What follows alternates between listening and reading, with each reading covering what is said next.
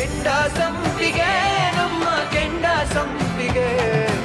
ಇವತ್ತು ಹೊರಗಡೆಯಿಂದ ಯಾರ್ಯಾರು ಬಂದಿದಾರಲ್ಲ ಸರ್. ಅವ್ರೇನಾದ್ರು ಹಣ ಸಿಕ್ತು ಸರ್.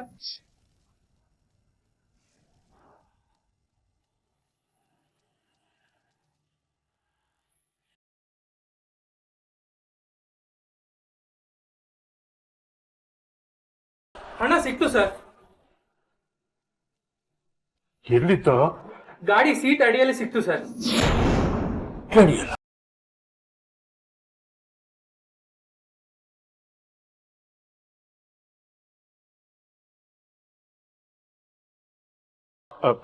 ಸರಿ, ನೀನು ಏನಪ್ಪ ಅಮೌಂಟ್ನ ಕಾರಲ್ಲಿ ಇಟ್ಬಿಟ್ಟು ಇವ್ರ ಮೇಲೆ ಅನುಮಾನ ಪಡ್ತೀರಲ್ಲ?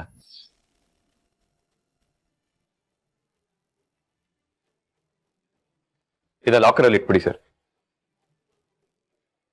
ದಯವಿಟ್ಟು ಎಲ್ಲರೂ ಕ್ಷಮಿಸ್ಬೇಕು. ಒಂದ್ ಚಿಕ್ಕ ಮಿಸ್ಅಂಡರ್ಸ್ಟ್ಯಾಂಡಿಂಗ್ ಆಗಿದೆ. ಅಪ್ಪ ಅಮೌಂಟ್ನ ಕಾರಲ್ಲಿ ಇಟ್ಬಿಟ್ಟಿದ್ದಾರೆ. ಅವ್ರ ಪರವಾಗಿ ನಾನು ನಿಮ್ಮ ಹತ್ರ ಕ್ಷಮೆ ಕೇಳ್ತೀನಿ. ದಯವಿಟ್ಟು ಯಾರು ಮನಸ್ಸಲ್ಲಿ ಇಟ್ಕೋಬೇಡಿ ಸರ್. ಎಷ್ಟು ವರ್ಷದಿಂದ ನಿಯತ್ತಾಗಿ ಫ್ಯಾಕ್ಟ್ರಿನಲ್ಲಿ ಕೆಲಸ ಮಾಡ್ತಿದ್ದೀವಿ ಸರ್. ನಾವು ನಮ್ಮ ಯಜಮಾನ್ರು ಅಂದ್ರೆ ದೇವರು ಅಂತ ತಿಳ್ಕೊಂಡಿದ್ದೀವಿ ಸರ್. ಇವತ್ತು ಆ ದೇವರೇ ನಮ್ಮ ಮಾತು ಕೇಳಲಿಲ್ಲ ಸರ್.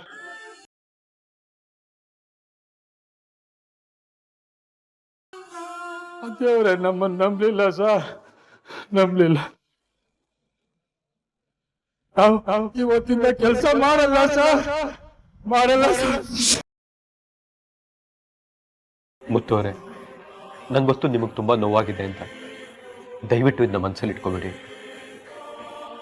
ಇರಿ ಸರ್, ನೀವು ಹುಟ್ಟಕ್ಕೆ ಮುಂಚೆಯಿಂದಾನೆ ನಾನು ಈ ಫ್ಯಾಕ್ಟ್ರಿ ಕೆಲಸ ಮಾಡ್ತಾ ಇದ್ದೀನಿ ಸರ್. ನಮ್ಮ ಯಜಮಾನ್ರು ಯಾವತ್ತೂ ಈ ಥರ ಮಾಡಿರಲಿಲ್ಲ. ಆದರೆ ಇವತ್ತು ಕಳ್ಳನ ಥರ ಟ್ರೀಟ್ ಮಾಡಿದ್ರು ಸರ್, ಕಳ್ಳನ ಥರ ಟ್ರೀಟ್ ಮಾಡಿದ್ರು. ಬಾರೋ ಇಲ್ಲಿ, ಬಾರೋ ಇಲ್ಲಿ, ಬಾರೋ. ರೇ, ನಿನ್ಗೆ ಅವಮರ್ಯಾದೆ ಮಾಡಬೇಕು ಅಂತ ಮಾಡಿದ್ದಲ್ಲ ಕಣೋ. ಅಕಸ್ಮಾತಾಗಿ ಏನೋ ಅಚಾತುರ್ಯ ನಡೆದೋಗಿದೆ. ಮನ್ಸಿಗೇನು ಬೇಜಾರು ಮಾಡ್ಕೋಬೇಡ, ದಯವಿಟ್ಟು ಕ್ಷಮಿಸ್ಬಿಡು. ಅಚಾತುರ್ಯ ಅಲ್ಲ ಯಜಮಾನ್ರೆ, ನೀವು ನಮಗೆ ಮಾಡಿರೋ ಅವಮಾನ. ನಾವು ನಾಳೆಯಿಂದ ಯಾರು ಕೆಲಸ ಮಾಡಲ್ಲ ಯಜಮಾನ್ರೆ, ಯಾರು ಕೆಲಸ ಮಾಡಲ್ಲ. ಮುತ್ತು ಅವರೇ, ದುಡುಕ್ಬೇಡಿ, ನನ್ನ ಮಾತು ಕೇಳಿ. ಇಲ್ಲ ಸರ್, ನಾನು ಯಾರು ಕೆಲಸಕ್ಕೆ ಬರಲ್ಲ. ಮುತ್ತು. ಬಿಡಿ ಸರ್. ಬನ್ರ. ನನ್ನ ಮಾತು ಕೇಳ.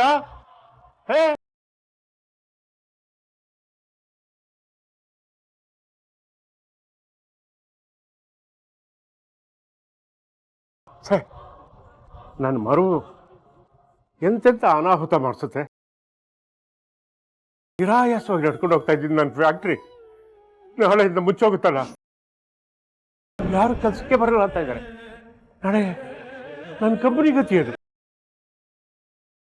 ಹಾಳಾದ ನನ್ನ ಮರುವಿಂದ ಏನೆಲ್ಲ ಅನಾಹುತ ಆಗುತ್ತಲ್ಲ. ಅಪ್ಪ, ಹಾಗೇನಾಗಲ್ಲ.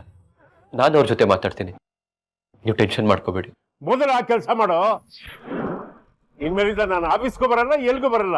ನನ್ನ ಮರುವಿಂದನೇ ಹಾಳಾದ ಎಲ್ಲ ಅನಾಹುತಗಳಾಗೋದು.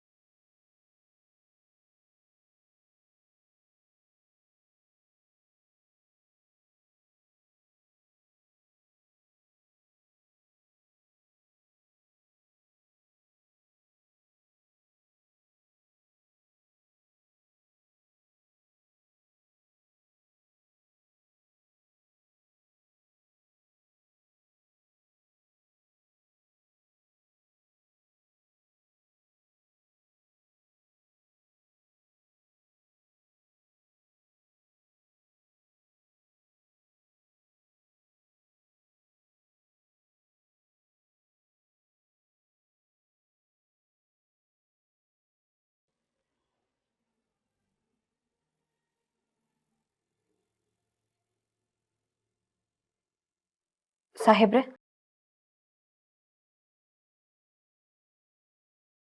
ಸಾಹೇಬ್ರೆ, ಯಾಕೇನಾಯ್ತು? ಊಟ ಮಾಡದೆ ಹಾಗೆ ಕೂತಿದ್ದೀರಾ? ಏನಿಲ್ಲ ಸುಮ್ಮನವ್ರೆ, ಯಾಕೋ ಮನ್ಸಾಗ್ತಿಲ್ಲ. ಯಾಕೆ ಸಾಹೇಬ್ರೆ ಅಡುಗೆ ಚೆನ್ನಾಗಿಲ್ಲವ್ರಾ? ಚೇಚೆ, ಹಾಗೇನಿಲ್ಲ ರಾಮಯ್ಯವರೇ, ಯಾಕೋ ಮನ್ಸು ಸೇರಿಲ್ಲ ಅಷ್ಟೇ.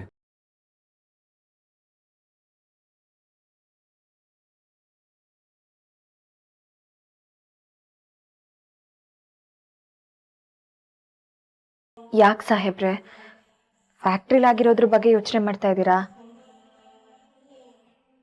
ಹೌದು ಸುಮ್ನವ್ರೆ, ಸಿಚುವೇಶನ್ ತುಂಬಾ ಸೀರಿಯಸ್ ಆಗಿದೆ.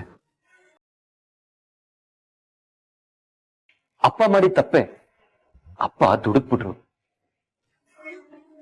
ಸ್ವಲ್ಪ ಸಮಯ ಕೊಟ್ಟಿದ್ರೆ ಎಲ್ಲ ಸರಿ ಮಾಡ್ಬೋದಿತ್ತು ಏನು. ಅಪ್ಪನ್ಗೆ ಮರುವನ್ ಕಾಯಿಲೆ ಇದೆ ಅಂತ ನಮ್ಗೆಲ್ಲರಿಗೂ ಗೊತ್ತು, ಆದ್ರೆ ಅದನ್ನ ವರ್ಕರ್ಸ್ ಕೇಳೋದಕ್ಕಾಗತ್ತಾ?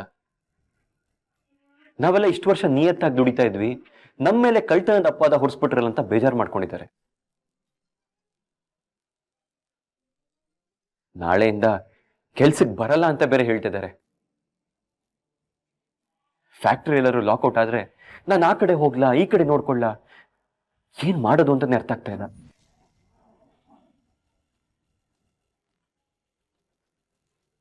ಸಾಹೇಬ್ರೆ, ಇವಾಗ ಊಟ ಮಾಡಿ. ಕೆಲ್ಸದವ್ರನ್ನ ಹೇಗ್ ಸಮಾಧಾನ ಮಾಡ್ಬೇಕು ಅಂತ ಆಮೇಲೆ ಯೋಚನೆ ಮಾಡಿದ್ರಾಯ್ತು. ನನ್ ಮೇಲೆ ನಂಬಿಕೆ ಇದೆ ಅಲ್ವಾ? ಊಟ ಮಾಡಿ ಸಾಹೇಬ್ರೆ.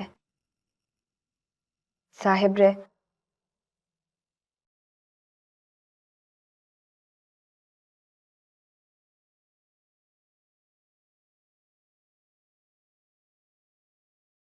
ಹಬ್ಬಬ್ಬ, ಗಂಡ ಚಿಂತೆಲಿರುವಾಗ ಹೆಂಡತಿ ಏನಾರ ಒಂಚೂರು ಸಮಾಧಾನ ಮಾಡಿಬಿಟ್ಲು ಅಂದರೆ ಮುಗ್ದೇ ಹೋಯ್ತು. ಗಂಡನಿಗೆ ಯುದ್ಧದಲ್ಲಿ ಗೆದ್ದಷ್ಟು ಖುಷಿ ಆಗ್ಬಿಡ್ತದೆ.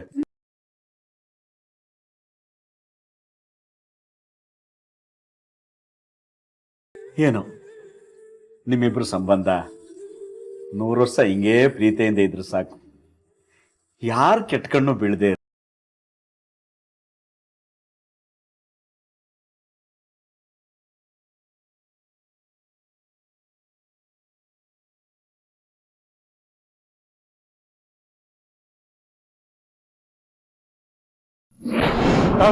ಇವತ್ತಿಂದ ಕೆಲಸ ಮಾಡಲ್ಲ ಸರ್, ಮಾಡಲ್ಲ ಸರ್. ಎಷ್ಟು ವರ್ಷದಿಂದ ಕೆಲಸ ಮಾಡ್ತಿದ್ದೀವಿ ಸರ್. ನಾವು ನಮ್ಮ ಯಜಮಾನರು ಅಂದ್ರೆ ದೇವರು ಕೊಂಡಿದ್ದೀವಿ ಸರ್. ಆ ದೇವರೇ ನಮ್ಮ ಹೇಳಿಲ್ಲ ಸರ್.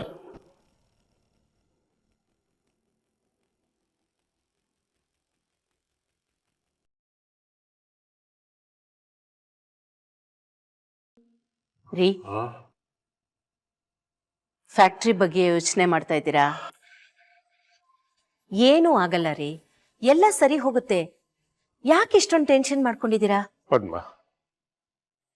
ಯಜಮಾನ್ರೆ, 20 ವರ್ಷದಿಂದ ನಿಮ್ಮ ಕಾರ್ಮಿಕರಾಗಲ್ಲ, ನಿಮ್ಮ ಮನೆ ಮಕ್ಕಳಾಗಿ ನಾವು ದುಡಿತಾ ಇದ್ದೀವಿ.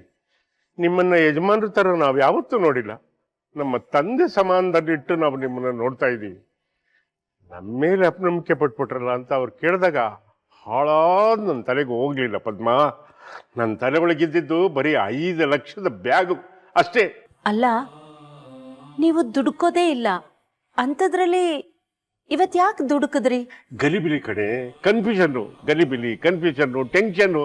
ಹಾಳಾದನು ಆಫೀಸಲ್ಲಿ ಒಬ್ಬ ಸೇರ್ಕೊಂಡಿದ್ದಾನಲ್ಲ, ಆ ವೇದಾನವನು, ಅವನು ಯಾರ್ಯಾರನ್ನೋ ಹೊಸಬ್ರನ್ನ ಕರ್ಸ್ಬಿಟ್ಟಿದ್ದೀರಾ, ಆ CCTV ಬೇರೆ ಕೆಟ್ಟೋಗಿದೆ, ಅದನ್ನ ರಿಪೇರಿ ಮಾಡೋಕ್ಕೆ ಇನ್ನೂ 2 ದಿವಸ ಆಗುತ್ತೆ ಅವ್ರು ಬರೋದು, ಏನೇನೋ ಬ್ಯಾರೆಲ್ಲ ನನ್ನ ತಲೆಗೆ ತುಂಬಿಟ.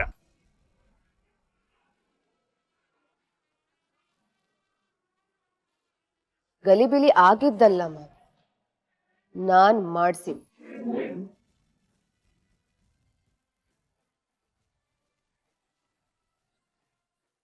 ಅಲ್ಲ ರೀ, ಅಷ್ಟೊಂದು ಕನ್ಫ್ಯೂಷನ್ ಆದಾಗ ಒಂದು ಫೋನು ತೀರ್ಥಂಗ್ ಮಾಡಿರ್ಬೋದಿತ್ತಲ್ಲ. ಅಯ್ಯೋ ಬಡ್ಕೊಂಡ್ರು, ನಿನ್ನ ಮಗ ನನ್ನ ಕೈಗೆ ಎಲ್ಲಮ್ಮ ಸಿಗ್ತಾನೆ? 24 ಗಂಟೆ ಅವಂದೇ ಎಲೆಕ್ಷನ್ನು. ಅವನ ಸಮಸ್ಯೆನೇ ಅವನೇ ಬಗೆಹರಿಸ್ಕೊಳಕ್ಕಾಗಿಲ್ಲ, ಇನ್ನು ನನ್ನ ಸಮಸ್ಯೆ ಎಲ್ಲಿ ಬಗೆಹರಿಸ್ತಾನೆ? ಎಲ್ಲ ಹಾಳಾಗೋಯ್ತು. ಹಾಳಾಗಿದ್ದಲ್ಲ ಮಾವ, ಹಾಳ್ ಮಾಡಿ.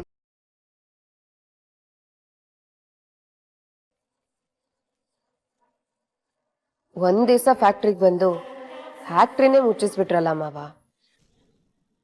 ಸಾಧನಾ, ಏನ್ ಮಾತು ಅಂತ ಆಡ್ತಾ ಇದೀಯಾ? ಮಾವನ್ ಮುಂದೆ ಮಾತಾಡೋ ಮಾತುಗಳ ಇವು? ಹೌದು ಅತ್ತೆ, ಕರೆಕ್ಟ್. ಆಫೀಸ್ಗೆ ಹೋಗೋದ್ ಬೇಡ ಅಂತ ನನ್ ಮಾವಂಗ್ ಹೇಳಿದ್ದೆ.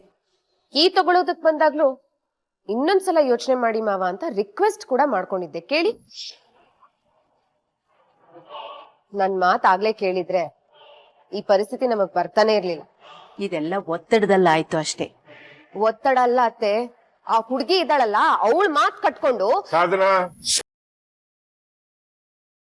ಸ್ವಲ್ಪ ನೆಮ್ಮದಿಯಾಗಿರಕ್ ಬಿಡು, ಇಲ್ಲ ನಾನೀಗ ಇಲ್ಲಿಂದ ಎದ್ದೋಗ್ಲು. ಆಯ್ತು ಬಿಡಿ ಮಾವ, ನಾನೇ ಸುಮ್ನಿರ್ತೀನಿ. ನಾನ್ ಸುಮ್ನಿದ್ರೆ ಎಲ್ಲ ಸರಿ ಹೋಗುತ್ತಾ? ಫ್ಯಾಕ್ಟ್ರಿಲಿ ಮತ್ತೆ ಕೆಲಸ ಶುರುವಾಗತ್ತಾ? ಒಂದು ದಿವಸ ಪ್ರೊಡಕ್ಷನ್ ಸ್ಟಾಪ್ ಆದ್ರೆ ಎಷ್ಟು ಲಾಸ್ ಆಗುತ್ತೆ ಅನ್ನೋದು ನಾನ್ ನಿಮಗೆ ಹೇಳ್ಬೇಕಾ? ಫ್ಯಾಕ್ಟ್ರಿ ಶಟ್ ಡೌನ್ ಆಗಿದೆ ಅನ್ನೋ ವಿಷಯ ಪಾರ್ಟ್ನರ್ಸ್ಗೆ, ಕ್ಲೈಂಟ್ಸ್ಗೆ, ಡಿಸ್ಟ್ರಿಬ್ಯೂಟರ್ಸ್ಗೆ ಇವ್ರಿಗೆಲ್ಲ ಗೊತ್ತಾದ್ರೆ ಎಷ್ಟು ಆತಂಕ ಪಡ್ಕೋತಾರೆ ಅಂತ ನಿಮಗೆ ಗೊತ್ತು ತಾನೆ? ಸಾಧನಾ, ಪ್ಲೀಸ್ ಪ್ಲೀಸ್ ಸ್ವಲ್ಪ ಸುಮ್ಮನೆ ಇರ್ತೀಯಾ? ರೀ, ನೀವ್ ಸಮಾಧಾನ ಮಾಡ್ಕೊಳ್ಳಿ. ಇವಳು ಆ ಹುಡುಗಿ ಮೇಲಿರೋ ದ್ವೇಷದಲ್ಲಿ ಈ ತರ ಎಲ್ಲ ಮಾತಾಡ್ತಾ ಇದ್ದಾಳೆ. ನಾನ್ ಹೇಳ್ತಿರೋದು ಮಾವಂಗ್ ಅರ್ಥ ಆಗ್ತಿದೆ ಅತ್ತೆ, ನಿಮಗ್ ಅರ್ಥ ಆಗ್ತಿಲ್ಲ. ಯಾಕೆ ಅಂದ್ರೆ ಕಂಪನಿ ಹೇಗ್ ನಡೆಯುತ್ತೆ ಅನ್ನೋದೇ ನಿಮಗ್ ಗೊತ್ತಿಲ್ಲ. Company is like a chain. ಅದ್ರಲ್ಲಿ ಒಂದು ಲಿಂಕ್ ಕಟ್ ಆದ್ರೂ ಇಡೀ ಸಿಸ್ಟಮೇ ಕಳ್ಚಿ ಬೀಳುತ್ತೆ. ದಯವಿಟ್ಟು ನಿಮ್ ಕೈ ಮುಗಿತೀನಿ, ಇಬ್ರು ಸ್ವಲ್ಪ ಸುಮ್ಕೆ ಇರ್ತೀರಾ? ಆಯ್ತು, ನಾನ್ ಸುಮ್ನಿರ್ತೀನಿ. ನೀವು ಕೆಲವು ವಿಷಯಗಳನ್ನ ಅತ್ತೆಗೆ ಅರ್ಥ ಮಾಡ್ಸಿ ಮಾವ.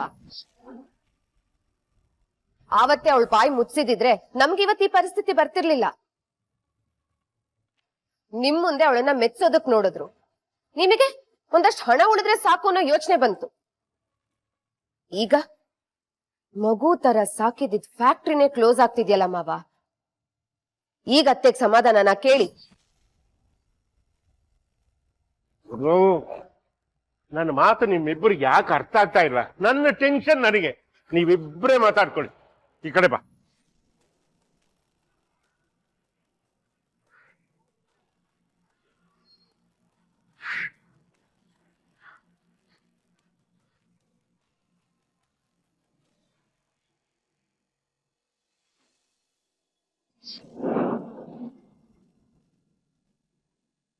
ಹಲೋ, ಹೇಳಿ. Success madam, success.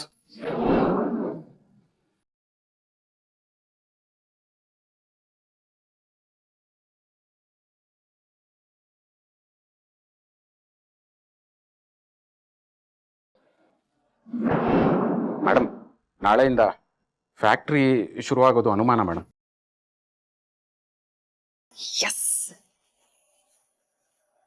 ಈಗ ಈ ಸಾಧನ ಪವರ್ ಏನು ಅಂತ ಗೊತ್ತಾಗ್ಬೇಕು. ಮಿಸ್ಟರ್ ಕೇಶವ್ ಪ್ರಸಾದ್, ನೀವು ಆ ಹುಡುಗಿ ಮಾತು ಕೇಳ್ಕೊಂಡು ತಪ್ಪು ಮಾಡಿದ್ದೀರಾ. ಅನುಭವಿಸಿ. ಆಮೇಲೆ ಏನಾಯ್ತು? ಯಜಮಾನ್ರು ತುಂಬಾ ಬೇಜಾರು ಮಾಡ್ಕೊಂಡ್ರು ಮೇಡಮ್. ನಾನು ಆಫೀಸಿಗೆ ಬಂದಿದ್ದರಿಂದಾನೇ ಇಷ್ಟೊಂದೆಲ್ಲ ರಗಳೆ ಆಯ್ತಲ್ಲ, ನಾಳೆಯಿಂದ ನಾನು ಆಫೀಸಿಗೆ ಬರಲ್ಲ ಅಂದ್ರು. ಮುಂದೆ ಏನ್ ಮಾಡೋದು ಮೇಡಮ್? ಆಗ್ಬೇಕು. 4 ದಿವಸ ಫ್ಯಾಕ್ಟ್ರಿ ಕ್ಲೋಸ್ ಆಗಲಿ, ಆಗ ಇವ್ರಿಗೆಲ್ಲ ಬುದ್ಧಿ ಬರುತ್ತೆ. ಆಮೇಲೆ ಮಾವ ನನ್ನ ಹತ್ರ ಬಂದು ಬೇಡ್ಕೋಬೇಕು, ನೀನೇ ಫ್ಯಾಕ್ಟ್ರಿ ನೋಡ್ಕೊಳಮ್ಮ ಅಂತ ಹೇಳ್ಬೇಕು. ಹಾಗೆ ಮಾಡ್ತೀನಿ. ಆಮೇಲೆ ಎಲ್ಲ ಮುಗೀತು. ನಮ್ಗೆ ಹೇಗ್ ಬೇಕೋ ಹಾಗಾಗತ್ತೆ. ಸರಿ ಸರಿ, ನೀವ್ ಹುಷಾರಾಗಿರಿ. ಯಾಕಂದ್ರೆ ತೀರ್ಥಂಗೆ ಇದ್ರ ವಿಷಯವಾಗಿ ಏನಾದ್ರೂ ಒಂದು ಸುಳಿವು ಸಿಕ್ಕಿದ್ರೆ ನಮ್ಮ ಆಟ ಕೆಡುತ್ತೆ. ಅವರು ಇಲ್ಲಿಗೆ ಬಂದ್ಮೇಲೆ ತುಂಬಾ ಹೊತ್ತು ಇರ್ಲಿಲ್ಲ ಮೇಡಮ್. ಎಲೆಕ್ಷನ್ ಪ್ರಚಾರಕ್ಕೆ ಅಂತ ಹೊರಟೋದ್ರು. ಹಾ ಸರಿ ಮೇಡಮ್, ನೆಕ್ಸ್ಟ್ ನಿಮ್ಮ ಆರ್ಡರ್ಗೋಸ್ಕರ ಕಾಯ್ತಾ ಇರ್ತೀನಿ. Bye madam. ಮಾವ, ನೀವಿಷ್ಟು ಬೇಗ ಸೋಲ್ತೀರಾ ಅಂತ ನಾನು ಎಕ್ಸ್ಪೆಕ್ಟ್ ಮಾಡಿರ್ಲಿಲ್ಲ. ಸಾಧನ, ಏನಾಯ್ತು? ಏನೋ ಅಪ್ಪ ಮಾವ ಗಲಾಟೆ ಬೇಡ್ಕೋಬೇಕು ಏನೋ ಹೇಳ್ತಾ ಇದ್ದೆ. ಅಪ್ಪನ ಹತ್ರ ಏನಾದ್ರು ಮತ್ತೆ ಗಲಾಟೆ ಮಾಡ್ಕೊಂಡೆ? ನಾನ್ ಯಾಕೆ ಮಾಡ್ಲಿ, ಅವರೇ ಮಾಡ್ಕೊಂಡ್ ಬಂದಿದ್ದಾರೆ. ದೊಡ್ಡದಾಗಿ ಅಕೌಂಟ್ಸ್ ಚೆಕ್ ಮಾಡ್ತೀನಿ ಅಂತ ಹೋಗಿದ್ದಾರೆ, ಫ್ಯಾಕ್ಟ್ರಿನೇ ಲಾಕ್ಔಟ್ ಮಾಡ್ಕೊಂಡ್ ಬಂದಿದ್ದಾರೆ. ಏನ್ ಹೇಳ್ತಾ ಇದೀಯ ನೀನು? ಕನ್ನಡ ಅರ್ಥ ಆಗಲ್ವಾ? ಬ್ಯಾಂಕ್ ಇಂದ ತಂದಿರೋ ಕ್ಯಾಶ್ ನ ಎಲ್ಲೋ ಮಿಸ್ಪ್ಲೇಸ್ ಮಾಡಿ ಕಾರ್ಮಿಕರು ಅದನ್ನ ಕದ್ದಿದ್ದಾರೆ ಅಂತ ಅವ್ರ ಮೇಲೆ ಆರೋಪ ಮಾಡಿದ್ದಾರೆ. ಅವ್ರು ಬಿಟ್ಬಿಡ್ತಾರಾ? 47 ಕಾಲದ ಕಾರ್ಮಿಕರಲ್ಲ, 22 ಜನರೇಷನ್ ಕಾರ್ಮಿಕರವರು. ನಾಳೆಯಿಂದ ನಾವ್ ಯಾರು ಕೆಲ್ಸಕ್ ಬರಲ್ಲ ಅಂತ ಕೂತಿದ್ದಾರೆ. ಸದಾ ಲಿಸನ್ ಟು ಮೀ. ನೋಡು, ನೀನೇ ಏನಾದ್ರು ಮಾಡ್ಬೇಕಿದ್ಕೆ. ನೋಡು, ನಮ್ಮ ಫ್ಯಾಮಿಲಿ ಗಲಾಟೆ ಏನೇನೋ ಇರುತ್ತೆ, ಅದಕ್ಕೆ ಬೇಕಾದ್ರೆ ನಾನು ನಿಂಗೆ ಸಪೋರ್ಟ್ ಮಾಡ್ತೀನಿ. ಆದ್ರೆ ಕಂಪ್ನಿಗೆ ಒಳ್ಳೆ ರೆಪ್ಯುಟೇಷನ್ ಇದೆ, ಅದನ್ನ ಹಾಳಾಗಕ್ ಬಿಡಬೇಡ ಪ್ಲೀಸ್. ನೀನೇ ಏನಾದ್ರು ಮಾಡು. ನಾನ್ ಯಾಕೆ ಮಾಡ್ಲಿ? ಎಲ್ರ ಮುಂದೆ ನನಗ್ ಅವಮಾನ ಮಾಡಿದ್ದಾರೆ. ನನಗ್ ಅವಮಾನ ಮಾಡಿದವ್ರೆ ನನ್ನ ಹತ್ರ ಬಂದು ಬೇಡ್ಕೋಬೇಕು. ನಿನ್ ಬಿಟ್ರೆ ಗತಿ ಇಲ್ಲಮ್ಮ ಅಂತ ನನ್ನ ಹತ್ರ ರಿಕ್ವೆಸ್ಟ್ ಮಾಡ್ಕೋಬೇಕು. ನೀನ್ ಸಹವಾಸಕ್ ಬರಲ್ಲ ಅಂತ ಹೇಳ್ಬೇಕು. ಆಗೇನಾದ್ರೂ ಮಾಡ್ತೀನಿ. ಸಾಧನಾ,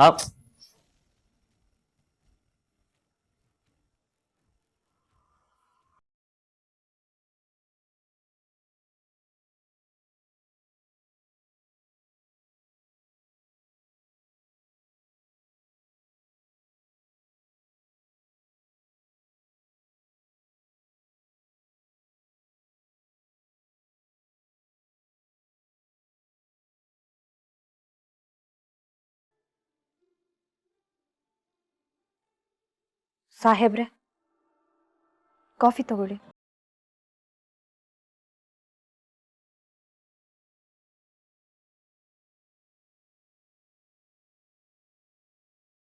ರಾತ್ರಿ ಎಲ್ಲ ಫ್ಯಾಕ್ಟ್ರಿ ಬಗ್ಗೆನೇ ಯೋಚಿಸ್ತಿದ್ರಾ?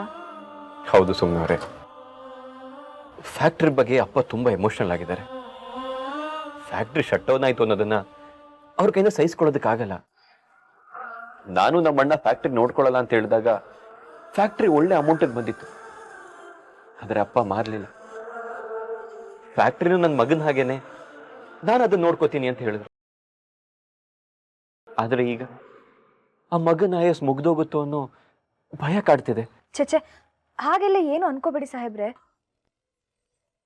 ಇದೆಲ್ಲ ದೊಡ್ಡ ವಿಷಯನೇ ಅಲ್ಲ. ಮನ್ಸ್ ಮಾಡಿದ್ರೆ ಅರ್ಧ ಗಂಟೆಲಿ ಬಗೆಹರಿಸಬಹುದು. ಸುಮ್ನ ಅವ್ರೆ, ನಿಮಗೆ ಸಿಚುವೇಶನ್ ಸೀರಿಯಸ್ ಆಗಿದೆ ಅಂತ ಇನ್ನೂ ಅರ್ಥ ಆಗಿಲ್ಲ ಅನ್ಸುತ್ತೆ. ಅರ್ಥ ಆಗಿದೆ ಸಾಹೇಬ್ರೆ. ಇವಾಗ ಯಾರ್ ಕೋಪ ಮಾಡ್ಕೊಂಡು ಹೋಗಿದಾರೋ ಅವ್ರ ಹತ್ರ ನಾವು ಹೋಗಿ ಕ್ಷಮೆ ಕೇಳಿದ್ರೆ ಅವ್ರು ಮತ್ತೆ ಫ್ಯಾಕ್ಟ್ರಿಗೆ ಬಂದೇ ಬರ್ತಾರೆ. ಅದಷ್ಟು ಈಸಿ ಅಲ್ಲ ಸುಮ್ಮನವ್ರೆ. ಯೂನಿಯನ್ ಲೀಡರ್ಸ್ನ ಹ್ಯಾಂಡಲ್ ಮಾಡೋದು ತುಂಬಾ ಕಷ್ಟ. ಕಷ್ಟ ಹೌದು, ಆದ್ರೆ ಸಾಧ್ಯನೇ ಇಲ್ಲ ಅನ್ನೋ ತರ ಏನು ಇಲ್ವಲ್ಲ. ಇಷ್ಟು ವರ್ಷ ಫ್ಯಾಕ್ಟ್ರಿಗೋಸ್ಕರ ಕೆಲಸ ಮಾಡಿದ್ದಾರೆ. ಫ್ಯಾಕ್ಟ್ರಿ ಮೇಲೆ, ಮಾಲೀಕರ ಮೇಲೆ ಸ್ವಲ್ಪನಾದ್ರೂ ಗೌರವ ಅನ್ನೋದು ಇರುತ್ತೆ ಸಾಹೇಬ್ರೆ. ಆ ಅವಮಾನಕ್ಕೆ ಅವ್ರು ಬರಲ್ಲ ಅಂತ ಹೇಳ್ತಿರ್ಬೋದು ಅಷ್ಟೇ. ಕೂತ್ಕೊಂಡ್ ಮಾತಾಡಿದ್ರೆ ಎಲ್ಲ ಬಗೆಹರಿಯುತ್ತೆ. ನೀವ್ ಹೇಳೋದು ಸರಿ ಅನ್ನಿಸ್ತಾ ಇದೆ. ಟ್ರೈ ಮಾಡೋದ್ರಲ್ಲಿ ತಪ್ಪೇನಿಲ್ಲ ಅಲ್ವಾ? ಯೂನಿಯನ್ ಲೀಡರ್ ಮನೆಯಲ್ಲಿ ಬರುತ್ತೆ ಅಂತ ಕೇಳ್ತೀನಿ ಸಾಹೇಬ್ರೆ. ಶ್ರೀದೇವಿ ಕಾಲೋನಿಲೇ ಬರುತ್ತೆ. ಯೂನಿಯನ್ ಲೀಡರ್ ಮುತ್ತು ಅಣ್ಣ ನಮ್ ಕಾಲೋನಿ ಅವ್ರೆ. ಇಲ್ಲಿಂದ ನಡ್ಕೊಂಡೇ ಹೋಗ್ಬಿಡ್ಬೋದು, ಒಂದ್ 5 ನಿಮಿಷ ಅಷ್ಟೇ. ಯೂನಿಯನ್ ಲೀಡರ್ ಮುತ್ತು ಅವ್ರ ಮನೆ ಶ್ರೀದೇವಿ ಕಾಲೋನಿಲಿ ಇರೋದ? ಹೌದು ಸಾಹೇಬ್ರೆ.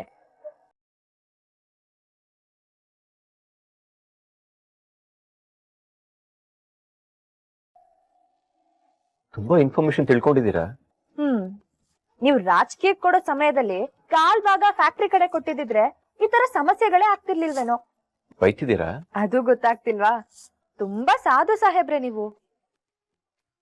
ನಿಮ್ಗೇನಿದ್ರು ಚಿಟ್ಟೆ ಅಣ್ಣಂಗ್ ಫೋನ್ ಮಾಡೋದು, ಫೋನ್ ಮಾಡ್ಬಿಟ್ಟು ಚಿಟ್ಟೆ ಎಲ್ಲಿದ್ಯಾ, ಎಲ್ಲಿಗೆ ಹೋಗ್ಬೇಕು, ಎಲ್ಲಿ ಮೀಟಿಂಗ್, ಯಾರನ್ನ ಮೀಟ್ ಆಗ್ಬೇಕು, ಇಷ್ಟೇ ತಾನೇ ನೀವು ಮಾಡೋದು. ಇಷ್ಟೆಲ್ಲ ಮಾಡಿ ಕೊನೆಗೆ ನೀವೇನ್ ಮಾಡ್ಬೇಕು ಅನ್ನೋದೇ ಮರ್ತೋಗ್ತೀರಾ. ಅಯ್ಯೋ, ನನ್ನನ್ನ ರೇಗಿಸ್ತಾ ಇದ್ದೀರಾ? ನಿಮ್ಮನ್ನ ಒಳಗಡೆ ಹೋಗ್ಬಿಟ್ರೆ ಬಿಟ್ಬಿಡ್ತೀನಾ? ಯಾಕೆ ಮಗಳು, ಏನಾಯ್ತವ? ಅಪ್ಪ, ಅದು ನಾನು ಅಲ್ಲಿ ಅಂದ್ರೆ ಅರ್ಥ ಆಯ್ತು ಬಿಡಿ. ಮಧ್ಯದಲ್ಲಿ ನಾನೇ ಕರಡಿ ಬಿಟ್ಟಂಗೆ. ಅಪ್ಪ ಹಾಗೇನೂ ಇಲ್ಲ. ಅಪ್ಪ ತಪ್ಪು ತಿಳ್ಕೊಂಡ್ರು ಅನ್ಸುತ್ತಲ್ವಾ? ಸಾಹೇಬ್ರೆ, ನಿಮ್ಗೆ ಇದು ಗೊತ್ತಾಗ್ಲಿಲ್ವಾ? ನೀವ್ ತುಂಬಾ ಸಾಧು ಇದ್ದೀರಾ ನೋಡಿ. ಮತ್ತೆ ರೇಗಿಸ್ಬೇಡಿ ಸಾಹೇಬ್ರೆ. ಅಲ್ಲಿ ನೋಡಿ, ಏನು ಕಾಫಿ ಯಾರೋಯ್ತು ಅಂತ ಹೇಳಿ. ಕಾಫಿ ಸಾಹೇಬ್ರೆ, ನೀವು ತುಂಬಾ ಸಾಧು ಇದ್ದೀರಾ. ನಿಮ್ಮನ್ನ ಸಾಹೇಬ್ರೆ, ಯಾಕೆ ಅದು ನೀರು ಅಂದ್ರೆ ಮತ್ ಸ್ನಾನ ಮಾಡ್ತೀರಾ? ಇಲ್ಲಪ್ಪ, ಇಲ್ಲ ಇಲ್ಲ ಇಲ್ಲ. ಓ ಹಂಗೆ ಗೊತ್ತಾಯ್ತು ಮುಂದುವರ್ಸ್ಕೊಳ್ಳಿ, ನಾ ಹೊರಗಡೆ ಹೋಗ್ಬರ್ತೀನಿ. ಅಲ್ಲ ರಾಮಯ್ಯವ್ರೆ, ಅಪ್ಪ ಇರ್ರಿ, ಅಪ್ಪನೇ ಕರಿತಿದ್ದೀರಾ? ಇದು ಗೊತ್ತಾಗ್ಲಿಲ್ವಾ? ಅಯ್ಯೋ ದೇವ್ರೇ, ಸಾಹೇಬ್ರೆ, ಇಷ್ಟೊಂದ್ ಸಾಧುನ ನೀವು?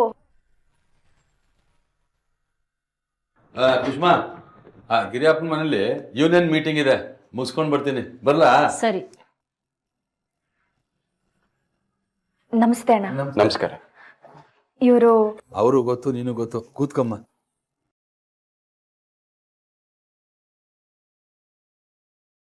ನೀವು ಕುತ್ಕೊಳ್ಳಿ ಅಣ್ಣ. ಸರಿ, ಹೇಳಮ್ಮ, ಏನಮ್ಮ ಬಂದಿದ್ದು? ಕುಷ್ಮಾ, ಟೀ ಮಾಡ್ಕೊಂಬ. ಏನಿಲ್ಲ ಅಣ್ಣ, ಕೆಲ್ಸ ಅಂದ್ಮೇಲೆ ಸರಿ ತಪ್ಪುಗಳಿರುತ್ತಲ್ವಾ, ಅಷ್ಟಕ್ಕೆ ಬೇಜಾರ್ ಮಾಡ್ಕೊಂಡ್ರೆ ಹೇಗೆ ಹೇಳಿ? ಸುಮಾ, ತಪ್ಪಾಗಿಲ್ಲ, ಅವಮಾನ ಆಗಿದೆ.